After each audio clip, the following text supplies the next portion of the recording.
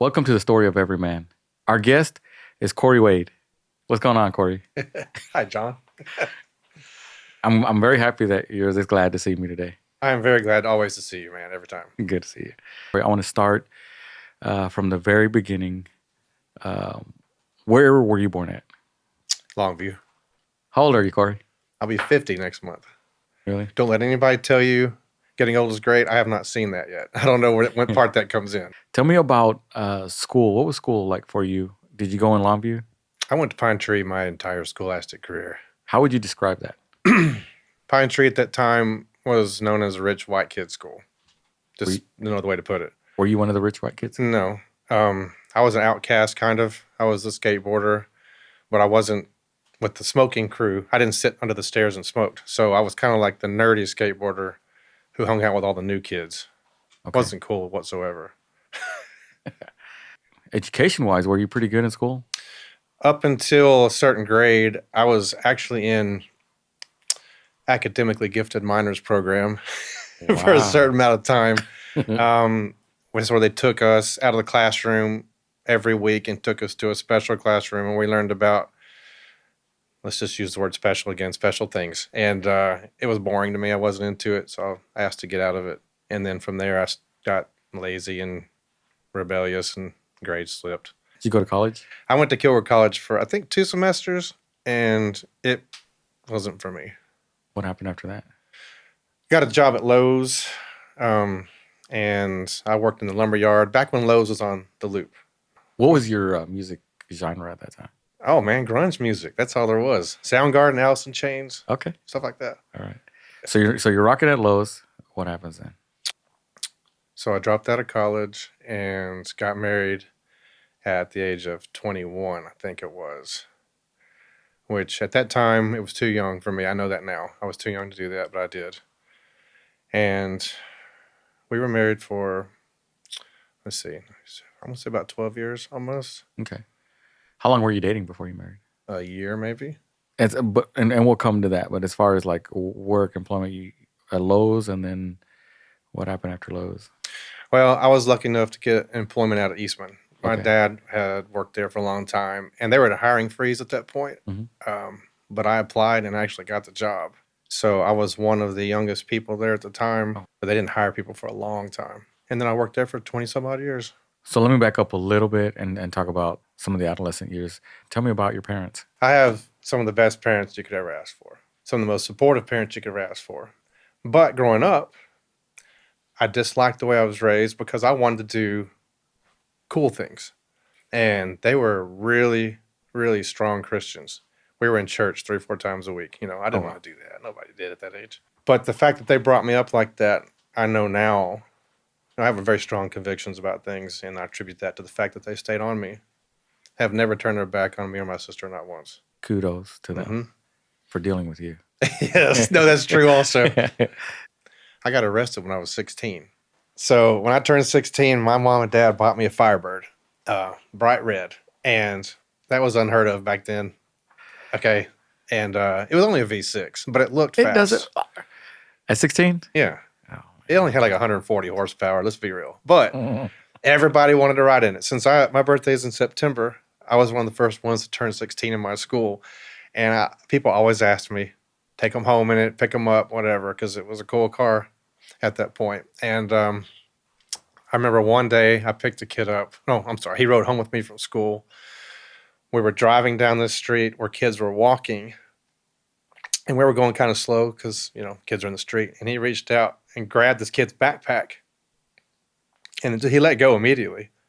And I didn't think nothing about it. And we drove off. Well, that kid went home and told his parents that he got hit in the back of the head. And they called the cops. And they didn't have to try very hard to find me with that car, And so I went to JDC for one night. My dad immediately took me to the barbershop when I got out. They tore all the posters off my walls. They threw away all my tape. Everything was gone, man. You lost your hair as a a result? shell of a man. Yeah, or shell of a young man. Yeah. What'd you learn from that? What I learned from that was that despite what I thought, you are responsible for the people who are traveling in your vehicle with you. Because that young man who was riding with me, nothing happened to him. I was the one that suffered the consequences of my actions or his actions. But How did you meet, if you can, the person you were married to at that time? we worked at Lowe's together. Do you have any children with this individual? Yeah, Savannah. And you were with him for how long? About 12 years. 12 years. How many times have you been married? It's my third. Okay. My poor parents. What did they say? Me and my sister have both been divorced 3 times, and she's gonna be mad that I said that, but they've been married. It's fact. Like you can't run from the facts. But my parents have been married continuously to each other this whole time, and here we are just taking turns getting divorces. Yeah. So you get married second time. You get out of that marriage, right? How long was that marriage? 9.5 years. I'm sorry. What caused the end of that marriage? Can you say? A multitude of things. This is gonna bring back feelings, man. It was super toxic. It wasn't at first, but it became super toxic in ways that I won't be specific about. Yeah. It's not easy. First of all, it's not easy being a step parent. Anybody who has ever taken that road, it may be easier for some than others, but it's definitely not an easy task, especially when there's multiple step children involved. Right. And they're all young. I enjoyed it for a while. Everything seemed to be okay. And then, gosh, I really don't know how to put it into words. In 2017, I knew that if we got into an argument, I could pull my Bible out and pretend like I was reading it and make this scenario up where I was trying real hard to be a better man, and it would soothe the argument over and end it quicker. I learned that pretty early on. And at this time, even though I was raised in church and believed everything I've ever been taught about it, I wasn't at this time. I was going through the motions. We were attending Grace Creek, but I wasn't serious about it. This one particular time we got into an argument and I did my routine. We had a gym in the garage and I was in the gym. I pulled the Bible out. She came through. I'm reading through Proverbs and something caught my attention. And I actually started reading it, right? And this sounds really made up, but it's not. Yeah. So I actually started reading it and I was like, well, hold on a minute. And so I called my mom and I was like, hey, I just read this in Proverbs. I can't remember what it was at this point. Maybe it was a bunch of verses about wisdom crying out, wisdom in the streets. Or it was a woman crying in the streets. Something along those lines. Don't get me saying the wrong stuff. In that pivotal moment, something struck me about my relationship with God and how it's more important to me than I'm acting like it is. And I nosedived into the Bible and I couldn't get enough of it. And just from that one moment, God grabbed my heart and was pulling on it pretty steadily. I couldn't listen to any other music but praise music. Man, I got into it so hard that my dad warned me I was going to get burned out. I was meeting with him on Saturday mornings to have Bible discussions. Everything was revolving around it in this marriage, and it seemed like the more I gravitated towards it, the more everything else went the other way. The more you went into it, it was you were moving away from the marriage? No, I was still trying to fix that. And this is just my side of the story. Okay, right. Let me put that out there. Absolutely. The further that I was reaching out for my relationship with Christ, it seemed like my marriage was going the other way. Right. Not because I was trying to make that happen, but it just seemed like it had almost like a reverse magnet effect. I don't know what that's called. Did your wife, was she a believer? She was raised a Seventh-day Adventist. She knows the Bible. She believes in God. My dad was right. I did get burned out eventually. It took over every aspect of my life where I wouldn't make a move without getting on my knees and praying. As a matter of fact, we had a barbecue one night, which we had a lot of barbecues where people would drink and stuff. And one night I got convicted in the middle of the party. I went back in my bedroom, got on my knees and prayed in the middle of this party, get together, and somebody came back there and found me and went, what are you doing? Did they see this as something different, like a different behavior for me? Some did. How long was this time frame from like you beginning to get involved with it to the burnout? Like about 2.5 years. At the time of the burnout, what happened at that point? That was pretty much the end of the marriage, and I think those two things just coincided, and one pushed the other. Okay. I wear my emotions on my sleeve, and have you always done that? Yeah. Okay. Yeah. It's not hard to tell when I'm bothered by something. You leave marriage number 2. Tell me about meeting your current wife. How did y'all meet? She had a hot picture on Facebook. uh, This was 2021. It was 2 years after my divorce had started. It wasn't finalized yet because COVID pushed everything back. okay. Yeah, I met her online. I added her. Oh, hot chick ad. And then I was at White Oak band concert one night, and she's tall with black hair and had tattoos. And at that time, there wasn't a bunch of women with tattoos like there are now. It seems like everybody has them now. I saw her from behind, and I was like, that's that chick from Facebook, right? And I couldn't wait to get home and, message her. And I saw you at the band thing. She's like, no, you didn't, because I wasn't there. And she, to this day, will tell you that I was making that up. It was using it as a line. It was not a line. I was being honest. I thought that she was at that band thing. Yeah. But from there, since I worked shift work at Eastman, I was off on Monday, and my daughter was on summer break, and we were going to go to Six Flags. But all of a sudden, she wanted to bring her boyfriend with her. I don't want to be a third wheel. So I get on Facebook to see who's online to invite to go to Six Flags. Who's going to be off on a Monday? Well, Ashley was. And I saw her on the little green light next to it. So I messaged her. I said, what are you doing tomorrow? Nothing. Do you want to go to Six Flags? Okay. So we went to Six Flags together. That easy. Our first date. Dang. And have been together ever since. How long did y'all date before y'all married?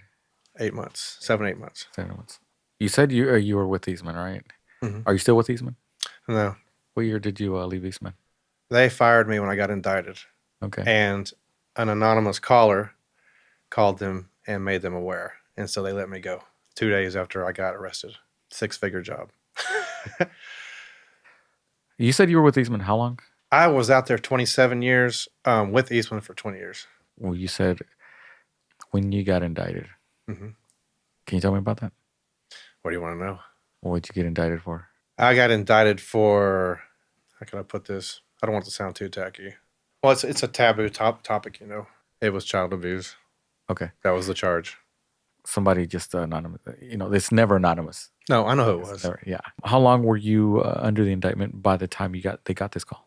The Gregg County Sheriff's Department issued the warrant for my arrest in April 2022. I got arrested in May of 2022. So there was a warrant out for my arrest for a month. I didn't know about it. And then I got picked up when I was leaving work from Eastman. I was in jail for 36 hours, and I got released. And the next day they informed me that they were trying to make a decision on my employment. And then 3 days later, they let me know that I was terminated. Okay. And they had blamed it on a minor safety issue because you can't fire somebody for being indicted, but they can always find something else to tie it to. Did you have any history of write-ups or anything like that prior to that? As a matter of fact, I had Employee of the Year 7 years in a row at one point, which came with a $2,000 bonus. Employee of the Year over the entire company? No. Just our plant. Just your plant? Yeah, everything's separated. Okay. It's cool, but it's also like trash. How long did you know that you were under investigation? Yeah. When we split up in 2019, I had moved out of the house a couple times prior to this and moved in with my parents, always knowing I'd be called back. This woman has never worked a day in her life, and she had all these small kids, and I knew that she would always bring me back because I was needed, if that makes sense. Financially? Maybe that's the only reason I was needed. Yeah.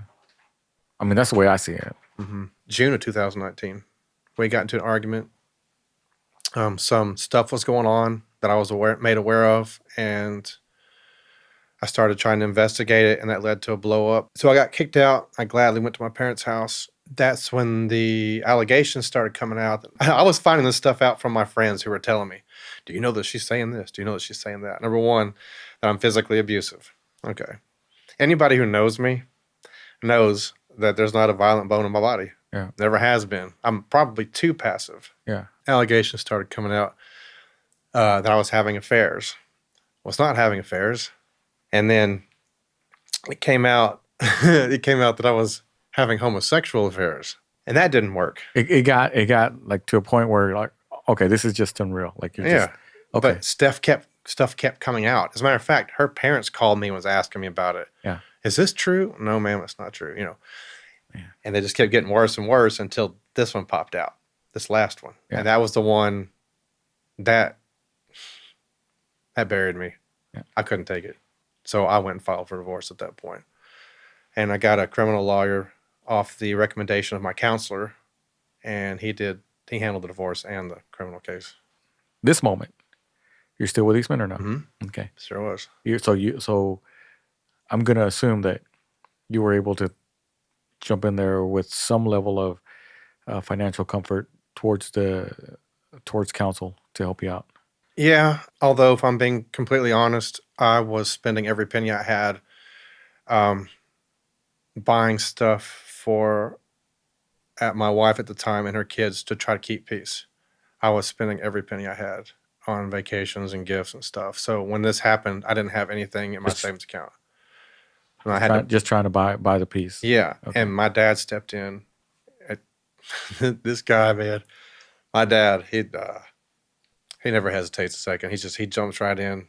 He's not going to let us fall. I did pay him back for that, but he did step in and hire a lawyer, and it was not cheap. So I was still paying all the bills in that house and then trying to live in my parents' back bedroom. How was the conversations with you and your parents through these things? Very, very hard. They never doubted me for a second. That was going to be my next question. Did they ever question? Not even once. So for a long time, all I had was my parents and my sister, and Savannah would come over. I didn't have Magnus at this time. He was being withheld from me. But that's pretty much all I had for a long time because I wouldn't even leave the house. I was just beat down so bad, the whole thing. Was it like this circle, all your friends, everything, it just kind of just closed in, and now it's just these people? It was more like I lost a lot of people, a lot of, friends. I use a lot of quotes these days.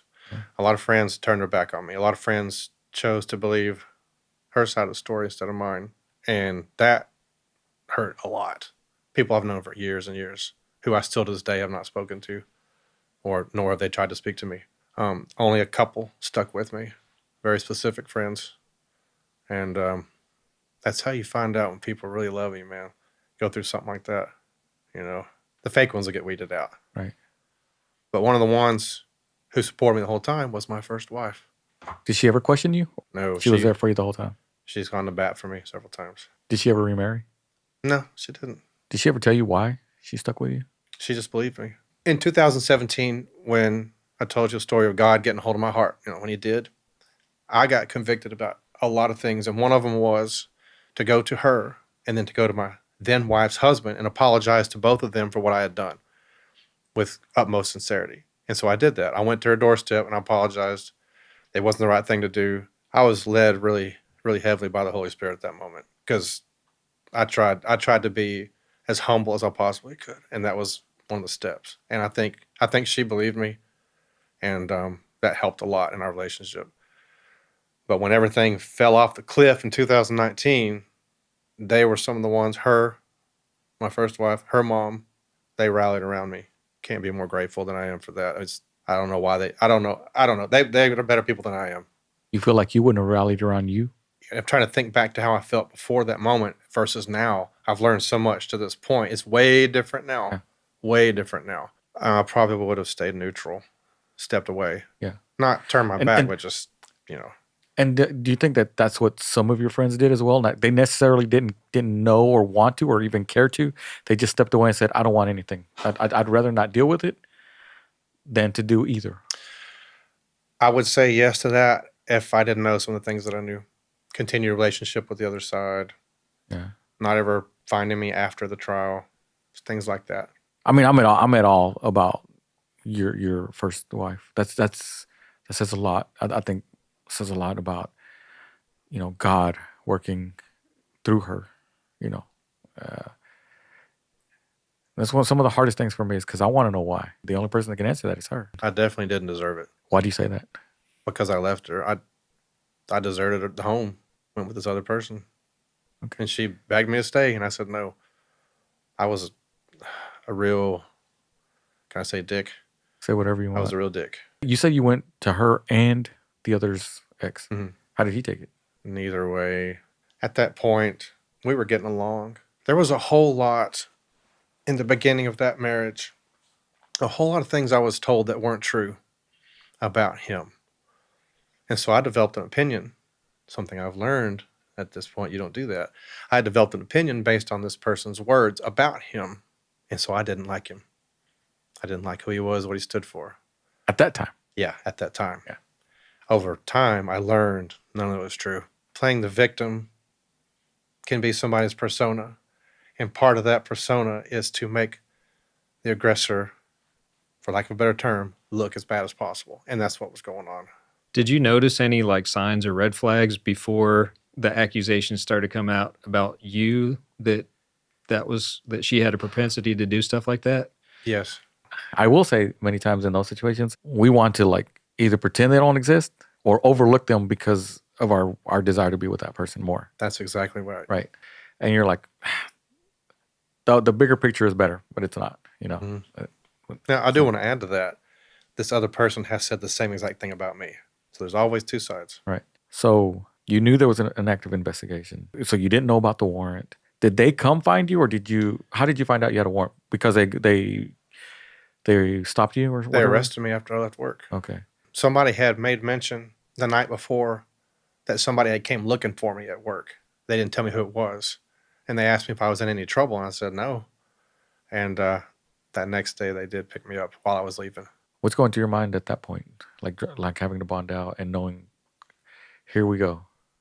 Trying to remember that mindset I had. I wasn't scared, and I wasn't worried.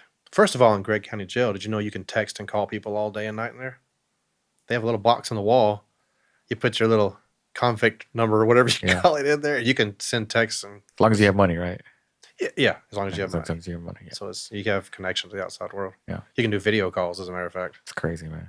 I was mad that I was inconvenienced because the whole thing was bogus. And I kept thinking during this whole time frame, sooner or later it's going to come out. It's going to stop. Somebody. You were confident. Even though every sign was showing, no, we're trending the other way. I still felt like sooner or later, I went through my scared, depressed stage. Don't get me wrong. I did. That came later. That came at the very beginning. Oh, at the very beginning? Mm-hmm. But after a couple of years, even my lawyer would tell me, this is going to get thrown out because there's nothing to it. There's no evidence or anything. It's just, it's just he said, she said, and even the prosecutor doesn't even believe half the story. My dad, again, there he is. He comes and bails me out. Doesn't question anything. Was he there? Like, I know he bailed you out, but was he there physically when you got out? He came and picked me up. And when I got home, my wife, Ashley, she's very scared. She couldn't let go of me. She wouldn't crying on my shoulder and stuff because she was scared. I guess she thought I was gone forever in Gregg County Jail. I don't know. I don't know. There are people that get arrested for that particular type of charge and never see freedom again. Oh, yeah. I've seen it. So then that's when they release the mugshots to the public and they release the story. And then it goes on the bus pages like yours. Uh-huh. And it gets shared along with your address and all your details. Why does that happen? Why? I don't know how a charge can get somebody's information spread around like that. So immediately everybody develops this opinion about you. And when you're talking about this particular charge, it's so taboo, so evil that most people, I'm not going to say all, most people will just automatically assume that's what you are, and then just write you off. Death threats and all kinds of stuff come through. These same people who didn't come back later and say, hey, man, I didn't really mean you to get drugged behind a truck. Or stuff like that. Yeah. People love to throw stones at people when they're down. How did you deal with the death threats? Were they only to you or were they other members of your family, to the other members of your family? Just me. It hurt.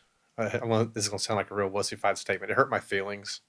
I was never actually worried for my safety because I can count on my hands. Look at you. Yeah, that's what I'm saying. I can't even fit you in the screen. 2 or 3 people ever asked me about it to my face, and it was people who believed me. So nobody ever confronted me like, oh, there's that guy. Yeah. That never happened. Although I felt it could at any second. It never did.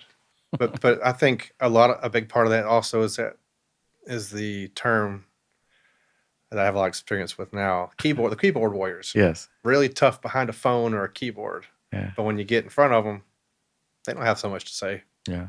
They're not protected by anything. Yeah. Despite the fact that I've never heard of fly. I mean, they don't know that. Yeah. It's kind of funny, to be honest with you. Did it affect your social life? Being indicted? The whole, yeah. Oh, yeah, John, you can't do anything.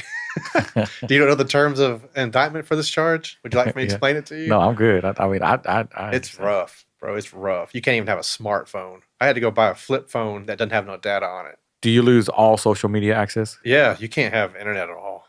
Not even have internet? No. What about firearms? No. Did you have Nothing. firearms before that? Yeah, remember I told you my lawyer took them. Yeah, but the public doesn't know that. I- So you had a lot of firearms. Dude, I follow the rules. Yeah. When he told me to bring them, I took them. What's some of your favorite firearms that you had to take over? My 6-hour AR-15 that I spent a lot of money on. Yeah. That's my favorite. But I also liked my 45 because, you know, it puts a pretty big hole in things. I didn't like giving those up. Were you a pretty avid collector? I was trying to be. Yeah. I was getting there. You know, nothing like this extravagant display.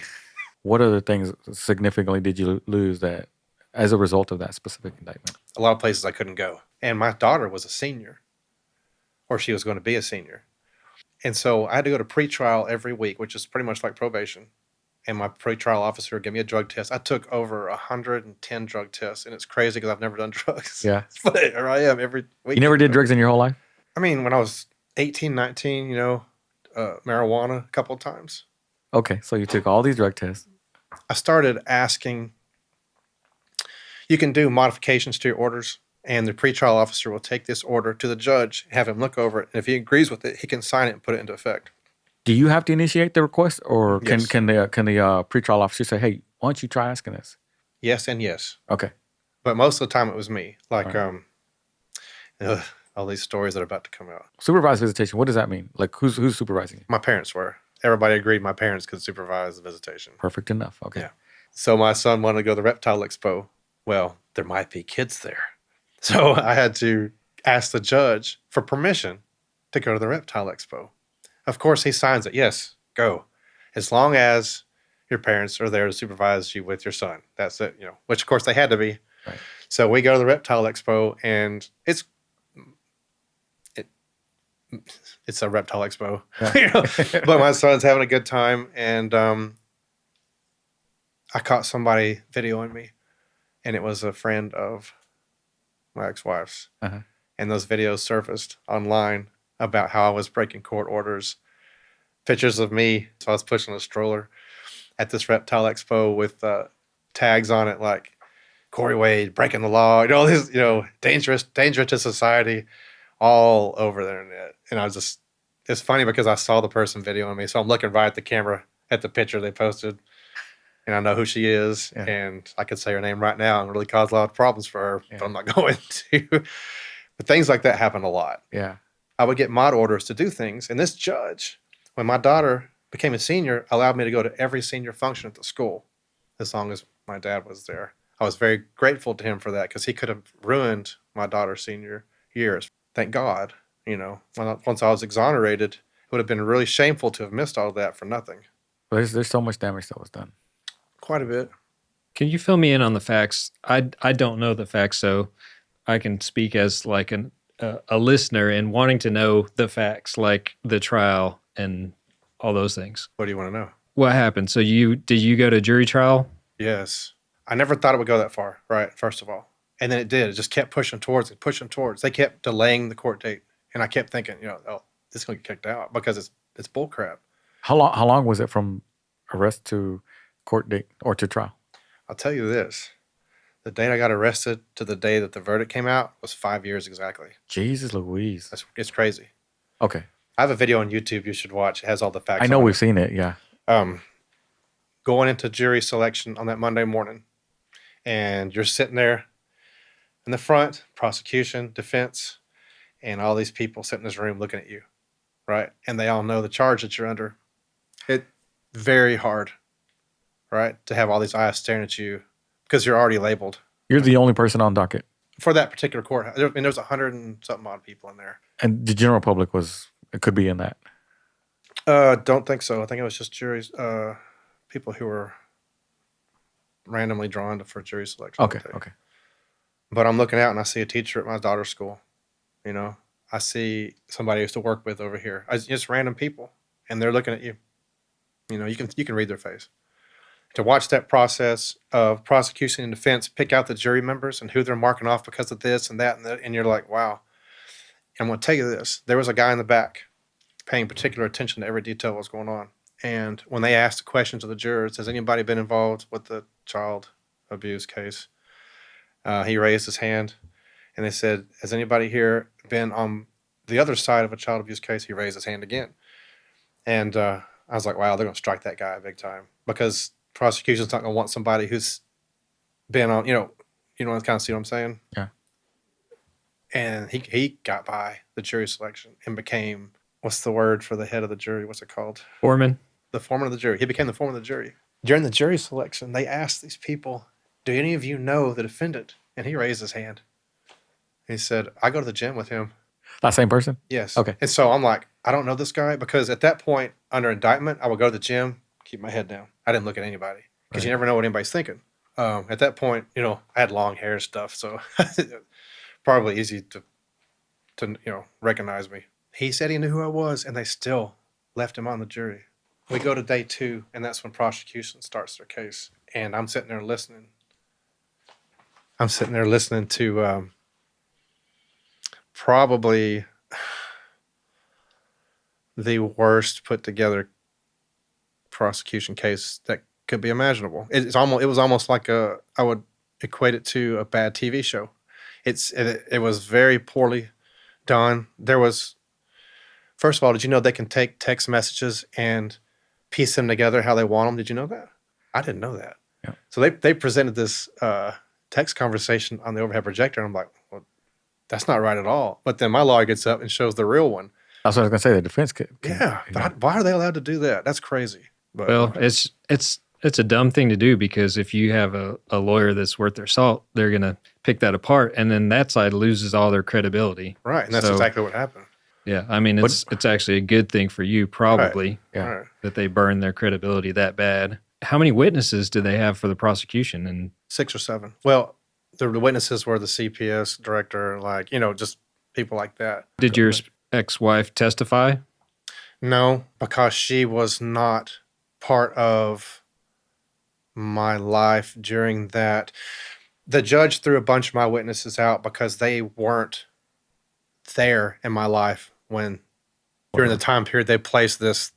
Occurrence. Yes. Does that make sense? Yes. So the judge nixed a whole bunch of people off my side. Character witnesses that they didn't want. What evidence did they put forward? Like, what kind of stuff? Text message. It was a whole lot of. Was that the big part of it? The text? I think so. I don't understand what they were presenting other than text messages. Yeah, I didn't either. It seemed crazy that was happening. The fact that you got indicted over it. My file sat on top of the DA's desk for a long time as a, I don't know, yes or no grand jury type situation. And then eventually it was like, okay, just do it, and just threw it over. Did they push at all to try to get you to plead to something? Yeah. 20 years. Who brought that plea to you? This made me a little bit angry. the prosecutor, not the one that tried me, the one before. This is what drives me crazy about the criminal justice system. Because if you would have pled guilty, let's just assume you were somebody else and didn't have the means or the money to defend yourself. Somebody would be sitting in prison for 20 years for something they didn't do. Right. Because they were afraid to go to trial and lose. Yeah. And I'll tell you this, at this point, for the sake of my family, I was told they were going to offer me like a deferred thing. Yeah. And I would have taken it to stop it my family was going through. But I was willing to do almost anything to get it to stop, because everybody was suffering in ways that I could sit here for hours and explain to you. What did you think? Did you hear about this plea? Yeah. Okay. My lawyer kept me informed. What did you say, like, when they said it? They're thinking about giving you a 20-year plea? The phrase "standing beside myself," it couldn't describe it more. Like, are you freaking joking me? Yeah. There's no way this is real. I couldn't get past that. I don't know how many times I uttered that phrase.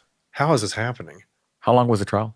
4 days. The prosecution got 1.5 days, and then the defense started on the 3rd day, and that had to do a lot with throwing my witnesses out.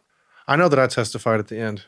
And Did it take you a while to decide that? Did you know right away that you were going to testify? Oh no, there was no option. There was no way I wasn't going to. Nobody had heard my side of the story this day. Nobody ever asked. There's no way I wasn't going to. And so they put me on the stand, and like I'm doing now, I just twist my chair back and forth. It's a nervous thing. On the third day, the prosecution side of the courtroom was full of people. On the defense side was my mom, my dad, my sister, my wife, my stepdaughter, and I think my first wife was there, but I know that my daughter was there, and that was all I had, like 6 people. So like 50 over here and 6 over here. So I'm sitting on that stand. The prosecution's asking me questions, and they were very easy questions. I was expecting trickery, and there was none. I was expecting a lot of made-up stuff, and it was none of that. It was straightforward questioning. The last question she asked me was one that I'll never forget. Part of the text message they presented as evidence was a question about, oh, my dad, why doesn't my dad love me? And I responded with, you need to read Corinthians chapter, I can't remember what it is now. Was it the love chapter? You know, the love chapter. Love is patient, love is kind. That was part of the text message thread that they showed on the evidence. The part where it said that, why doesn't my daddy love me? Yeah, and then Okay. my response was, read 1 Corinthians. The prosecutor asked me, what is that Bible verse? What does it mean? And I said, that's the love chapter, and I've recited some of it back to her, not much of it. And she goes, do you think that's appropriate to send a child? At first, it just sounded like a question, but then it struck me as how odd that was. And I said, are you asking me if the Bible's inappropriate for children? And she turned around and looked at her assistant, and she said, no further questions, and sat down. And that was how it ended. And I'm not making that up. What a strange question to ask somebody who's on trial for what I was on trial for. And that gave me a strange calm, like a strange peace, that was the last question that was asked, because it seemed so absurd. What? No. It's weird, right? I would expect, and I don't know this prosecutor. I don't know, but I would expect if you're going to push somebody into trial for this, you would have a better question than that. Yeah. I'm not a lawyer. I don't know. But after that day, we all went home because the next day was going to be the verdict, right? They have closing arguments early Thursday morning. How are you dealing that evening? I had a few drinks. Not, Alcoholic? Yeah, not getting drunk or anything. Just, this may be the last drink I'm going to have. You don't know. You don't know how this jury is going to, how they're going to bend on this. So I had some drinks. I tried to stay up with my wife. She cried on my shoulder all night. Couldn't sleep. It's just, what's going to happen? You don't know. Nobody knows. What was the maximum on this charge? 20 years, no parole. Okay. It was the same thing they offered as a plea. That's why I said. But they broke it down to 3 different charges. 2 lesser charges in case the big one doesn't stick. And I thought that was a little crude, but I guess that's the way they do things. So the closing arguments happened, and my lawyer just nailed it. He, just facts, just nailed it. And the prosecution got up there, and to me, it sounded like a desperate grab. Then they put us back in the room. My lawyer said, when in his opening argument, this whole thing started off with several words, and that was, I finally got her to admit it, which was what was said to me. And that's how he closed his closing statement. Remember those words, I finally got her to admit it. And the jury deliberated for 2 hours. They asked for the text messages. They wanted to see the full? The full typed out version, and they wanted to see the disk drive with it on there. That was the only evidence they asked for. And then after 2 hours, this is something I'll never forget. It's really crazy. My lawyer comes in, he's like, they got a verdict. We got to come in there. And I'm looking at my family and my wife and my daughter, and we're all in there. We're like, this is it. This 5 years to the day. And here we go. And you walk in there and you stand by the table, and a cop comes and stands right next to you, because if they find you guilty, they're going to arrest you right there and take you away. Right. And I didn't realize that at the time. I thought he was just there as an observer, but Did you find it odd, like on that day that he just went and stood there? no, because the courtroom was full of the entire DA's office. All the lawyers were in there. It's like everybody came for the show. Okay. It was a lot of people, but they were all on the prosecutor's side. My side was still empty. They handed the judge the verdict, and he looked down at it, and I'm not making this up either. He kind of smirked, because this is the same judge who'd been giving me mod orders this whole time. Yeah. And he looked up and he read it off, all 3 not guilty. And then the elation that you feel, the weight off the shoulders, almost it seemed not real. It seemed not real because 5 years is a long time. It is. And I don't remember anything except a bunch of neck hugging and my lawyer saying, I could just kiss you on the mouth right now. He was trying to be funny. But, because he'd been there with me the whole time. Yeah. And then to walk out of the courtroom, we all walked out together after everybody left, and I'm standing on the sidewalk. Did the prosecution leave first? Yeah, everybody, they bailed. They were done, I wonder Mad. I wonder how that prosecutor took it. Like, that must have been a major loss for that. I can tell you. I'll tell you. So I'm standing on the sidewalk with my family, and my lawyer's there, and, we're all saying what we're saying, and then he leaves to go back to his office, and we're standing there, and I'm like, it's over. I can do whatever I want now. But I didn't feel like I could. For it's been 10 months afterwards, I still felt like I was under the microscope and I was restrained and I couldn't do anything. And I would go to my counselor and talk about it. She's like, well, you have PTSD. And I'm like, I don't think I do. It's just, I don't feel like I can make plans. You know what I mean? I had so much time where I couldn't plan anything, couldn't go anywhere, couldn't do anything. I still felt that way.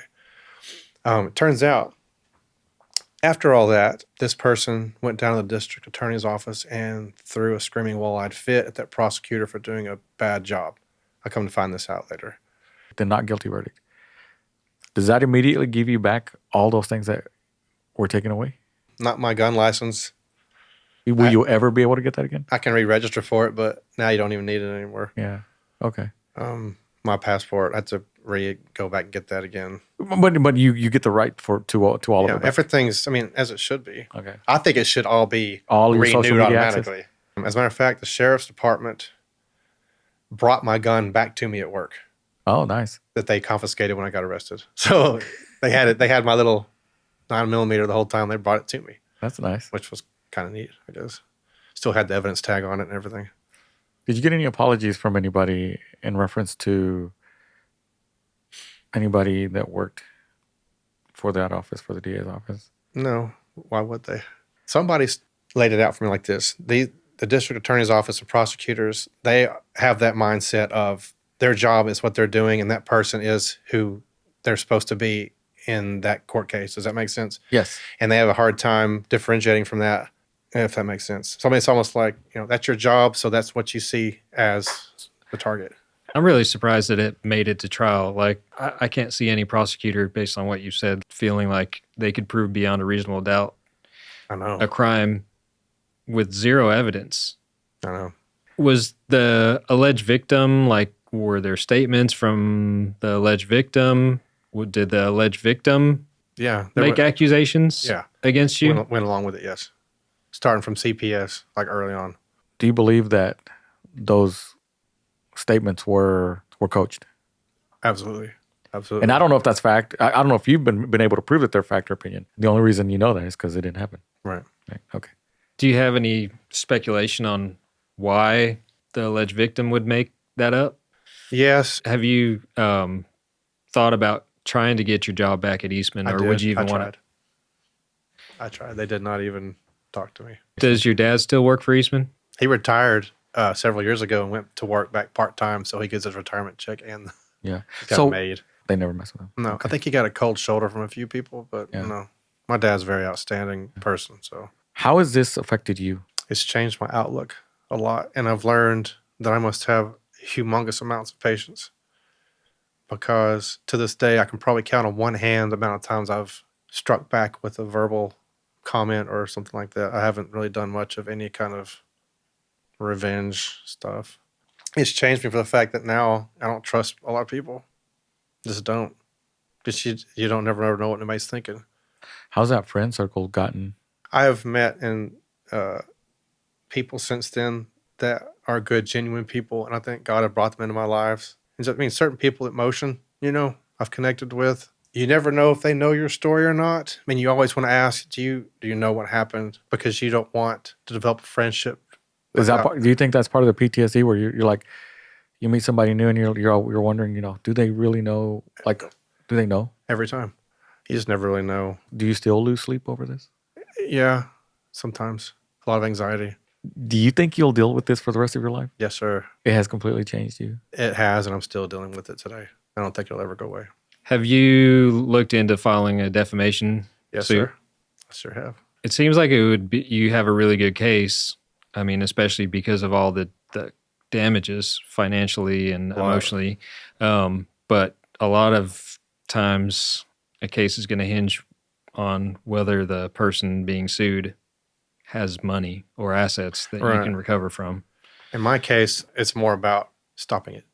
I lost a lot of people that I cared about, Yeah. but you get over that eventually. How has God played a role through this? This is something that people may not agree with, but I hold on to it with every ounce of my being, that I spent a lot of time.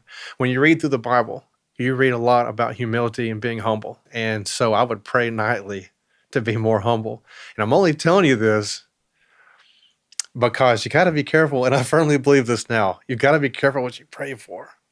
If you're going to pray for God to make you a humble man and give you humility, then he's got certain ways of making sure that you get permanent humility. Yeah. And I believe this could have been a part of that, because 5 years of losing, you're losing everything you've ever worked for, your whole retirement and all that. And you come out the other side and you're starting over from scratch.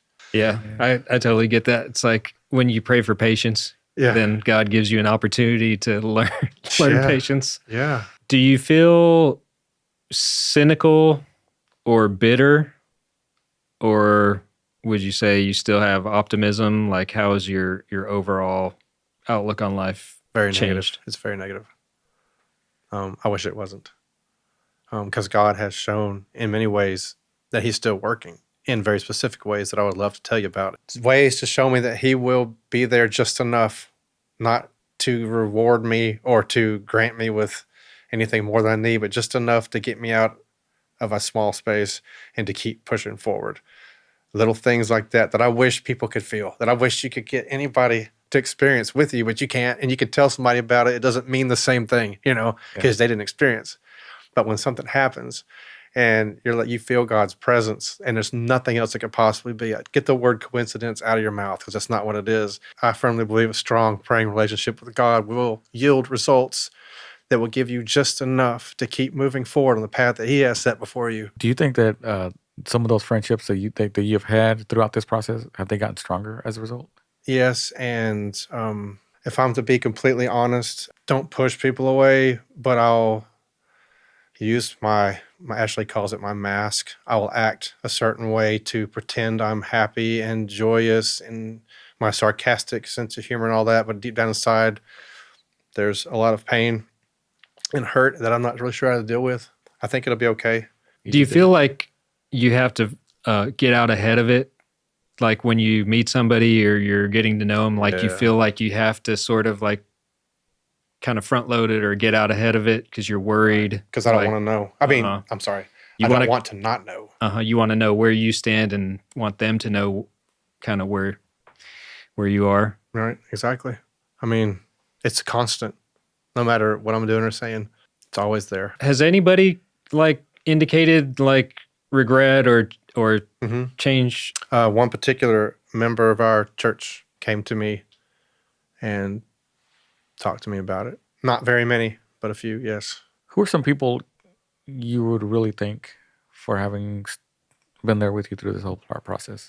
My mom, my dad, my sister, Ashley, her kids, her parents, my first wife, Tanya, her mom, my daughter. I want to know when you started at Motion Church, how you started going to Motion Church. Was there a gap where you came and then you came back? I don't know that history. Yeah. When I met Ashley, she had told me about Motion Church. And at that time, I was going to Calvary Baptist because my parents do the music at Calvary Baptist. And I was playing the drums for them because they didn't have a drummer. What kind of music do they play there? It's contemporary. They do some hymns every now and then, but my dad plays the guitar and my mom does the keyboard. And they got a full band. It's not on the same level as Motion, but they're good at what they do. Okay. And a lot of people love them. So. All right. But when I met Ashley, she told me about Motion Church, and I agreed to go with her one time. And I love music. Music is my soul. It's my passion. Music drives my emotions like in unexplainable ways. And when I saw the music at Motion Church, that's what I liked. Some people call it concert, entertainment, whatever. I don't care. I call those jealous people. I'm telling you right now, if I'm standing in front of a church and they're putting on that kind of a show, I don't care what it's going on. It's what makes me feel inside that matters. And there are certain times at Motion Church where they would sing a song and I would grip that chair in front of me. You know, you get that conviction, you're gripping that chair, you feel God pulling on your heartstrings, and that's what I like.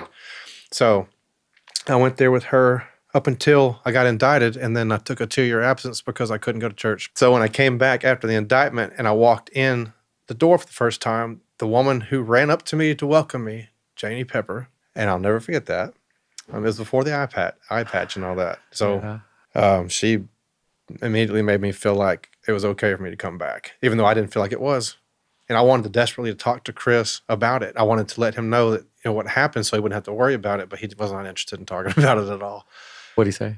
He said, I'm not worried about anybody's story or anybody's past. I'm not concerned with that. You know, I'm like, bro, come on. It's just, let me tell you a little bit. But he wasn't interested in it. I'm not saying that as a bad thing. I know. I agree. I think you should know, like, that's not a bad thing. Right. Yeah, that's tricky. I mean, I can see him just wanting to make you feel comfortable and welcome and have no judgment, and you on the other side saying, hey, man, I want to tell you, like, this is not. I don't want any secrets. You know? I don't want somebody to come up later and be like, did you hear about Corey Wade? That's always, you know, don't do that. Don't gossip, man. Yeah. So you come back to Motion. Where are you at now at Motion? I was asked to fill in on bass. That praise team is pretty special. All the personalities that are in it. Absolutely it is. I feel like an outsider in the group because I'm old as dirt. But I feel like this last Sunday, I didn't play because Lewis wanted to come back. So I sat in the congregation and got to hear from the other side for the first time in a while and forgotten how that feels. And so I wrote everybody a message later that night about how great they did. And I don't know how worthy I am, but you know why I get to learn the histories of certain people, and it's been a blessing to be able to know about your story and to learn from it. People should know it. You know, somebody out there is gonna hear it, and they're gonna and it's gonna help them, even if it's just one person, right? That's what I would like for it to happen, Yeah. and I would like to help people in that situation. And I have said that publicly before, and people have come to me. I'm in a similar situation. But to be honest with you, as soon as I read that, my first thought is, yeah, but did you do it or not? I was thinking about that exact same thing because I didn't know any of this stuff. And so I was trying to put myself in a situation like if I heard that about somebody, like what would my reaction be or how would I act? And same thing about showing up, like having your mugshot on the busted page. It's like, you know, I've seen all those things where, you know, people's pictures get on there and everybody piles on. And I've looked at the pictures and, you know, if somebody's funny looking or something like that or has a funny name, you know, I laugh at that stuff. And it's stuff that just makes you think like, I got to reassess. And again, let me repeat what I said earlier. Those mug shots should not be released if there's not a conviction. I don't understand that. The busted page shouldn't exist for that. I was, man, I'm all for like freedom, like sharing information. If it's, you know, if that's what my right is, but I also understand the damage it can do, the irreparable damage it can do. Oh, I'm telling you, which is horrible. Yeah, you really just, I mean, there's a lot of stuff that you kind of just take lightly or don't think about, but if you have to experience it firsthand, I mean, changes your whole perspective. Like accusation of a pedophile. I mean, that gets thrown around so much. Yeah, people don't look into things. I mean, people just assume or they jump to conclusions, and it's true. And I can't say I haven't done it in the past. Now it looks differently to me. What would you say to somebody who's going through a similar situation that you went through? That's hard to answer. Coming out the other side, or I know you're not completely out the other side, but is there anything that was helpful to you during the process that would be helpful to somebody else going through something similar? Okay, there was a period of time in 2019 when I moved in with my parents that I was going to off myself, and I had it planned, and I had written suicide notes to everybody I cared about because all the loss I dealt with, it was too much to take, and then the allegation on top of it, it was too much. I couldn't deal with it, and there's a pond out behind my parents' house. I had planned to walk out into it with the gun tie the gun to my hand so that they would have the weapon when they pulled me out of the water. I mean, I had that planned, and then I decided that was it would take too much to do that. So a more instant thing would be to drive into a tree on the way home from work, and I knew the tree that I was going to pick, and it just was a matter of being sure that I was going to do it. But every time I got to that point, my kids would come up in my head, Magnus and Savannah, every time, and I don't think that was anything other than God giving me that little bit extra I talked about earlier, just to keep pushing through. And eventually, after several months of feeling that way, I was able to crawl out of it, and I gave the suicide notes to the people I wrote them to, and they were mad. They were mad at me for it. But I was serious about it. I would lay in bed all night long in my parents' teal bedroom and think about it constantly, how much I wanted to just be gone. I didn't want to deal with the hurt, the loss. Is there any scripture that you leaned on during that time? Yes. The one where it talks about God's not going to put you through anything that you can't find a way pretty much to deal with it, not to get out of it, but he's not going to put you in anything that you can't handle. 1 Corinthians 10:13. Yeah, this is it. No temptation has seized you except what is common to man, and God is faithful. He will not let you be tempted beyond what you can bear. But when you are tempted, he will also provide an escape so that you can stand up under it. Let the guests have one question they can ask me. If you wanted to ask me one question, what would it be? If I could ask John Silos one question, what would it be? You could tell me the worst thing about me that you think about me to my face, and I will be okay as long as you don't lie. What do you think about me as a person sitting right here? I think that you're I don't know if this is as a person, but I think that there's a lot of hurt that you haven't found a healing to.